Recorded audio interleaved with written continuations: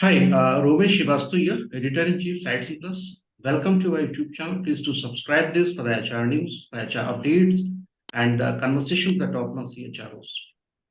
Agenda for today's discussion is allyship in the workplace. I think the world has already understood the importance of diversity and inclusion at the work. Now the challenge is how you achieve this and how you keep it up. To discuss in detail about allyship in the workplace, today we have two distinguished HR leaders. Let me introduce Mr. Ratan Chok.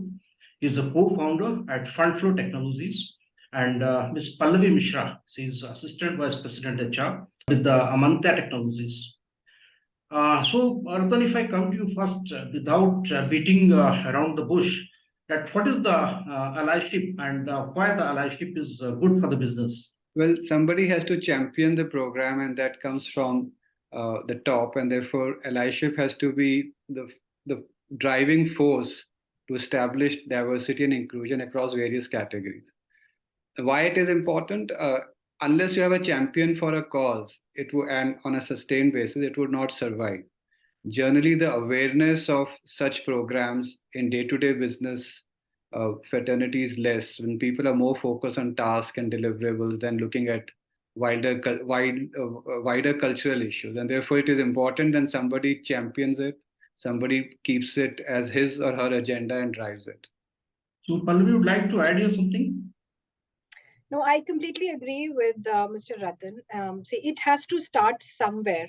Though I hold something very close to my heart is that this championship, I try to drive it rather than top to down. I try to boil it up. So, if there's a concept which we as a leadership team are in agreement, and we want that to get implemented in totality, I start at the bottom. So right at the freshest lot of the people is where I start socializing the idea, and I try to bring it up.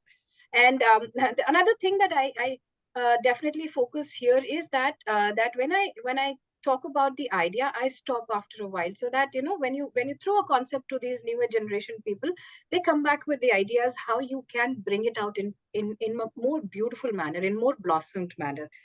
But yes, it is a very, very important aspect of today's work culture, today's cultural relationships that we have to have in our workplace. It's very, very important. There's no second thought about it. So, Pallavi, would like to share any of your experience or case study when you have started this program in any of your current or previous organization? I would say that I've been blessed enough to get this opportunity on working various kind of diversity. And one thing which I clearly remember was that we were moving on from gender diversity. We were fairly well on that, and then I said, okay, what other kind of diversities that we can think of having in our organization? And three very beautiful ideas came in. One was, let's have some people who are differently abled in our system. So we chalked out, we picked up some particular roles, and we figured it out that these are the roles where we can actually have some differently abled people, some people who may have certain kind of challenges in operating like you and me.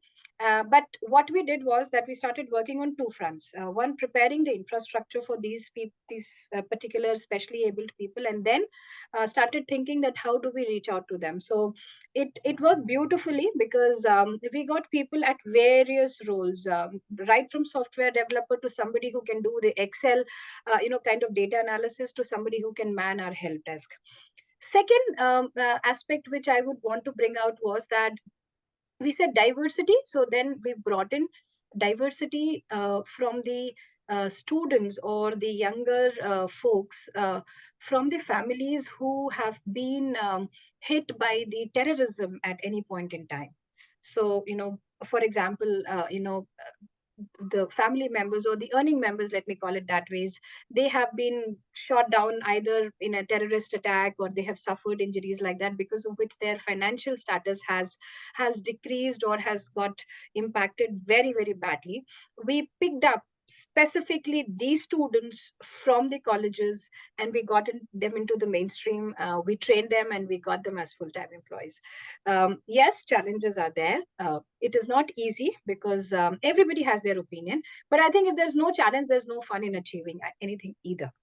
The fruit that comes out of it after so much of effort, when you see a very, very diversified, very inclusive, very healthy and very accommodative workforce around you, I think as an HR person, no award can actually give you that pleasure.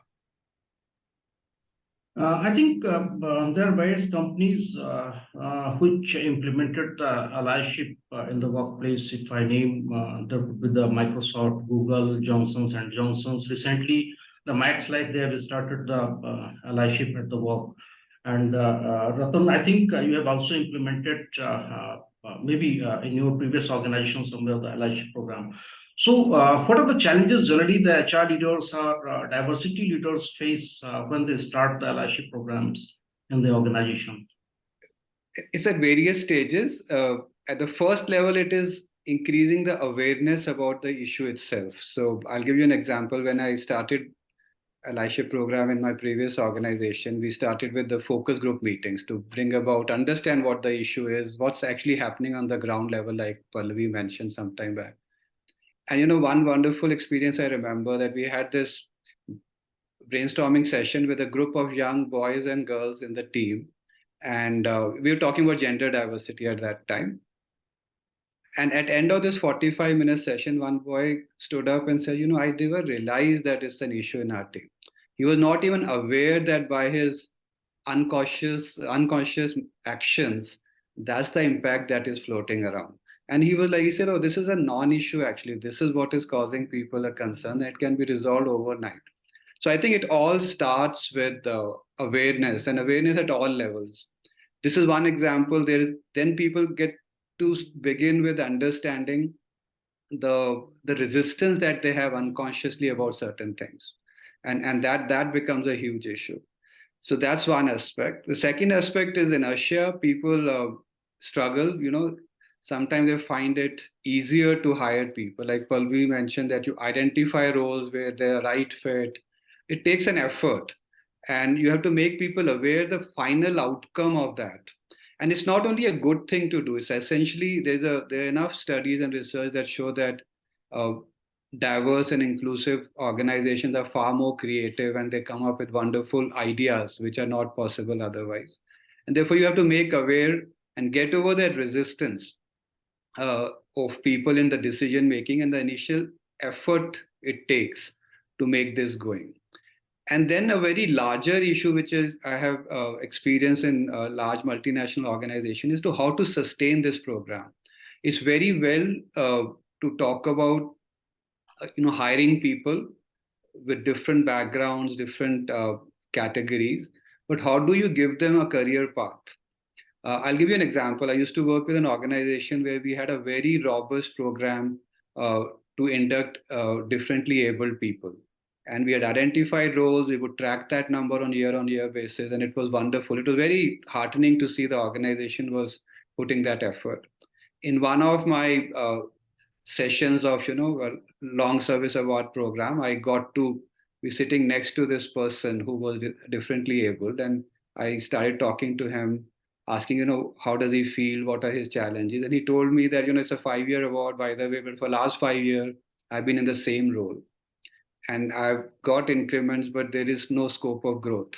So how do you handle that? And if you speak to the management, they have not even thought about it, that these people also have to be given a career path. And if there are challenges, so how do you break those challenges as you go further down in the maturity of this program?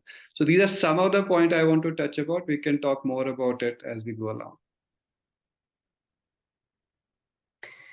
Just wanted to add two things, is that let one thing be very clear, and I think the ownership lies on the HR leadership of each and every organization who's thinking about allyship right now, Ramesh, is that one, they should not think of it as a CSR event.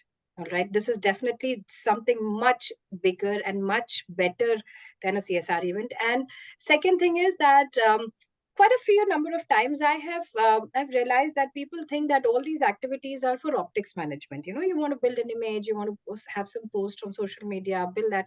It is definitely not that. If we are thinking from these two lines, our challenges and our sustainability will always be questioned in the long run. So I can very well imagine what Mr. Ratan is saying. And my idea is, let's start on a right note. Why are we doing it? That why needs to be clear, crystal clear in everybody's mind, right from who's giving the idea to who's running with the idea. That is something which I would want to add over here. I think that's a very important point. The intent behind this program has to be absolutely clear. If it is for optics, it's going to crash. It's going to create more problems than benefits. You know, in any organization, you have to hire people on merit. We are not saying that you just hire a bunch of people because you want to run this program. It is the upfront work to prepare that so that when they come in, they are as competent as their peer group, and therefore they can perform at the same level. So we are not talking about try to create a niche which is on the side, and we're okay even if they are not optimally performing. Those kind of thought process are very counterintuitive. Pallavi, if you can also share with us some of the important steps of creating the allyship in the workplace, stepwise, if you can tell us that how to start the program. Okay. So, see, very first thing that as an HR person I want to do is that, like I said, I want to understand that why are we doing it? What is the need of doing it? Okay. When I say why, I then try to find out that how is this going to fit in the current scenario of my organization? All right. And then I break that problem into pieces, and it is a multifaceted problem. I have to start thinking on a couple of lines on a parallel mode. For example, who is that I will partner with? What is the project that I will deploy? What kind of help do I need? I need to understand that very clearly, that what kind of help, internal as well as external, that I would require for what kind of budgets I'm looking at. Okay. In terms of infrastructure management, in terms of upskilling of an employee, in terms of making sure that there is enough and more interaction that is happening between my this workforce versus upcoming workforce. And then my major time and planning goes on making the idea acceptable to the larger crowd. See, if we are bringing, and I'll pick up an example. I have a very, very old colleague of mine who's a transgender. All right. Now, this was, I think, the first hire at that point in time, and it goes back to 2013. When we made this hire, it was one of its own kind in the entire IT segment, I would say. I had to work on multiple facets because socialization of the idea was not the end of it. You have to meet people because they have their cultural mental models, they have their own questions, they are scared. I mean, I will not say that people always have something negative. Sometimes people are so bothered about it that I will not offend the person who's coming on board. So you have to actually pacify, satiate, and answer those concerns and queries of your people. So it's a huge task, but it requires meticulous planning, breaking your problem into smallest little pieces of logistics, infrastructure management, external help, internal help, who you want to talk to, how you want to talk to. Not every group has the same agenda of line that you want to talk to, and then implementing it. And the most important piece is that spend time on planning these things. You will take lesser time in implementing. See, what happens is when we are doing something like this, we just see, oh, my project plan is ready, and we are always in rush to roll out things. But trust me, in these cases, I would prefer and I would really, really recommend that please spend 2 more days on planning these things out so that you don't miss out on any important factor that needs due attention from your side. And trust me, if you have planned it for X number of days, and if you have planned it well, you will reach your target in lesser number of days than X. But break your problem into all possible small pieces. Never shy out from seeking your help. It's not one person's agenda that you have to run. You're not a crusader. You need to have people around you with you to take this to the level that you wish to achieve. So have that workforce around you who was convinced equally on the concept and who's willing to go out of their box. Many a times we expect people to form this as a part of their job role. It may come, it may not come. So somebody who's convinced internally, I'm holistically involved, and I'm very convinced about this idea of bringing a diversified group into my workforce. Trust me, I will not mind spending 3 hours from my personal time on a daily basis, weekly basis, or whatever it takes, but I'll make sure that the success hits. So that's how I would suggest that in case you're planning an allyship, spend more time on making sure your problem is broken into small pieces, planned well, and then you go for the execution. So, Ratan, if you look at the industry-wise, the gender ratio in IT industries, the overall, according to some of the reports, that is around 35%, 35.28%. And if you look at the manufacturing organizations, then it is around 30%, 30.20%. Recently, I have seen also certain reports by the TCS. So if we talk about TCS, around it is a 40%, they are having the gender ratio. Infosys also around 40%. Accenture, that is 46%. Tech Mahindra 35%. But when they are coming to the manufacturing, then somewhere 12%, somewhere 25%, somewhere 35%, somewhere 40%, really 40% there. Overall, this is 30%. So what you see that what are the challenges the organizations face to have the diverse workforce and to maintain the gender ratio, and how can they overcome with this challenge? It depends upon the working condition and working environment. So, if you're working in a labor intensive factory, which is in a remote place, you may probably get a blue collar workforce with more gender diversity. But for many specialized roles, it could be a challenge having people posted in those remote areas. I have interviewed quite a few people in HR fraternity, who were trained and they did post graduation in industrial relation. But when you place them in these remote places, they just can't sustain themselves, and there's serious challenges around that. So that is a fundamental problem in IT. Although it's improving, but the supply side was a bigger issue. A lot of women were not signing up for engineering program, which is gradually changing now. So that is good. At the fundamental level, I think most of people, when they try to address this problem of gender diversity, they look at how many people are being hired, and there are a lot of stuff that has been written about it. In one of the companies, the approach that I took was that not only look at how many people are being hired, but we were surprised to see our analysis showed that the retention of women is a much bigger issue than hiring. So it was like a bucket full of holes. You can keep hiring and push hiring managers to be open about it, but their tenures were much smaller. So every industry has to then deep dive and figure out what is stopping them, and there are a lot of biases around it, and like the working conditions may not be conducive for people who are coming back from pregnancy, maternity leave, etc. People have not even thought about those situations. And are your office places equipped to figure out support disabled people? Have that been thought about? So I think work condition is one level to look at.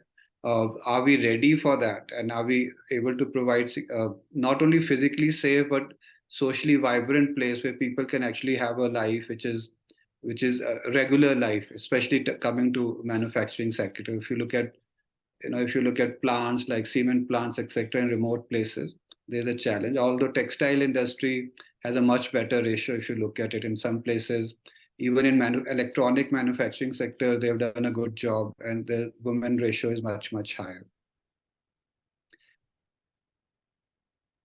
So the availability of the talent and retention, both are the issues. And same, I think that also applies with the LGBTQ and with the disabled people. So how they can work on this for a long-term strategy so that they can have some talent pool for this. They can move from the remote areas to move to the remote areas. Maybe if the same talent is not here in the metro cities, then they may find in some remote areas. So what the long-term strategy maybe uh, to overcome these challenges? So I don't think there'll be one answer to all these. It has to be researched. You have to listen to people on what's happening. That's why I thought retention and people exiting out of it are the best people to find out what's going on. And the answers could be different in different sector, different groups of people. End of the day, you have to create a safe environment, an environment where people feel comfortable, they can have an honest conversation with you, and share their problems with you. And therefore, that is that when we go back to allyship, it's basically listening and openly talking about these topics, and encouraging other people to talk about this topic, and then the answers would emerge.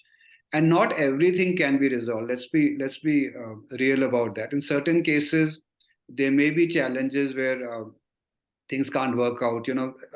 Pallavi spoke about transgender and other places. Providing even the physical amenities in some places. If you have offices, like 40 offices across country, then is it practical to kind of replicate physical amenities that are required for such condition? Has to be thought about. So let's be aware of it, let's listen to it, let's address it, let's make it a mainstream agenda rather than an HR agenda. But let's be pragmatic that this is not something where we have to resolve it 100%. Let the business need get fulfilled as well in this whole process. So very rightly captured, Ramesh, by Mr. Ratan over here. I want to add a couple of things here. One thing is that there is a very thin line between meritocracy and a sustainable model for any kind of diversity. Okay, and that's what I think he mentioned, that that the business aspects be fulfilled, and I completely go by that. But let's understand, and I'll pick up a very small thing, like women who come back from maternity break. We need to understand that our cultural setup plays a very huge role. A woman still in Indian setup is the primary caregiver, primary care. Responsibility of the children is primarily on the women, mom. I can say, and in our organizational setup, we have to start accommodating those things in our day-to-day life. If we have females in our or maybe let's stick to new moms. So if we have new moms, we need to understand that in 8 hours or 9 hours of presence in the office may not be practically possible for this new mom, because the infant needs her. So can we give her a leeway? And that leeway is given by choice by the entire team. I mean, nobody questions back the leader of the team, saying that she, being a woman and mom, can go out, or rather sign out from the office and go back home and work. I, being a dad, why can't I do that? Or I, being a man, cannot do that. See, that thing needs to come from within the people. And that's why I say that the idea that you want to run with has to be bought in, and has to be run more by the people than by the HR leaders. Second thing which I feel that we often miss out is that while we are doing all the efforts with all good intentions, that I want to support some section, I want to bring them into mainstream for whatever reasons, whichever group.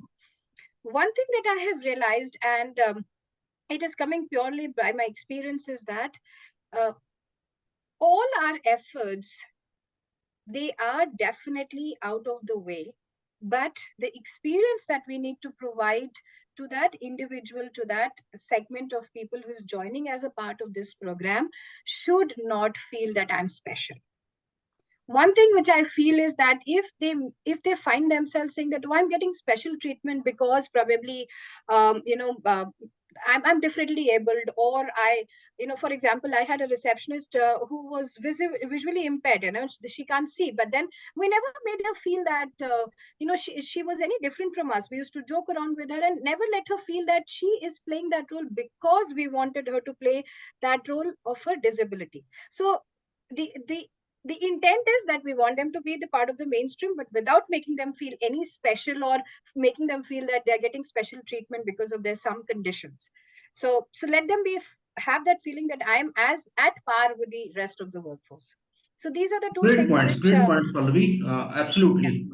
So let's also again catch up to the allyship. So allyship, what are the pros and cons if we try to conclude this? So what are the pros and cons of the allyship program, culture, and organization? See, it's a two-edged sword. Okay, if used, it can be used as a weapon for self-defense, trust me. And if you make a mistake in that can backfire. And why? Because there are emotions involved. In most of the cases, there are emotions involved for the individual who's becoming a part of this new group, and also people who are part of the system. I'll again go back to this transgender hire of ours, and successful hire, I would say. But uh, the fear was that people didn't know how to address this colleague of theirs who's going to join their team. And by the way, this person was a technical person. Okay, so the question came to me was that, Pallavi, how should I address this person? I mean, should I call her? Should I call him? I said, why don't you just call by name and let him or her decide what she wants to? And I think the cue will be that how the person dresses up, right? So the pros are that if you are not sensitizing your workforce enough how to handle them, if you're not training your workforce enough how to handle these cases who are coming from different walks of life, from one aspect or the other, it can fire back.